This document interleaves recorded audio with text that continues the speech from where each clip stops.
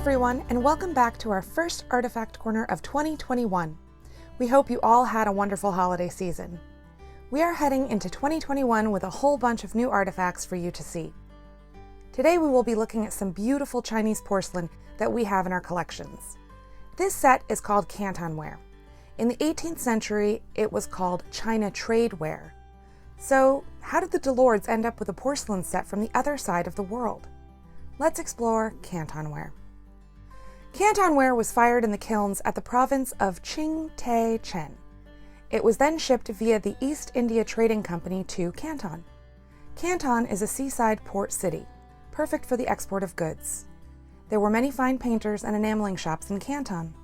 The unfinished porcelain pieces were brought there to be decorated before shipping. This led to the porcelain pieces being called Cantonware. From this port, the ware was shipped to Europe and America in the hulls of ships. Because of this, the porcelain was also called ballast ware. Ballast refers to a heavy material that is placed low in a vessel in order to improve its stability. So how was porcelain like this made 300 years ago? It all starts with the craftspeople.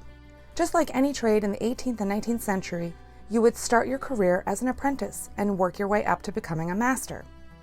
In the workshops in China, each person did one job and became extremely skilled at that one job.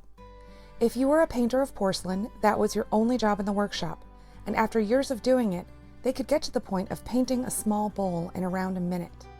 The bowls started by being thrown on a potter's wheel.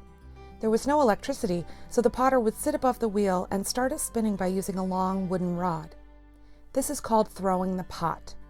Once the pot is formed, it will then be shaped and made uniform by another craftsperson. It then has an initial firing. Then it moves on to glazing, then to decorating, and then to a second firing.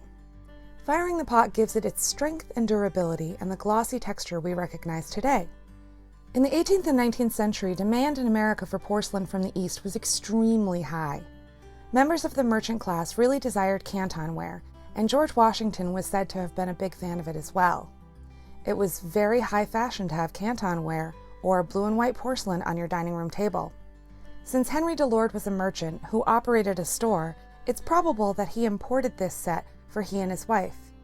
Henry and Betsy entertained a number of high-profile people in their home. They served Thomas MacDonough after his victory at the Battle of Plattsburgh, and President James Monroe when he visited Plattsburgh.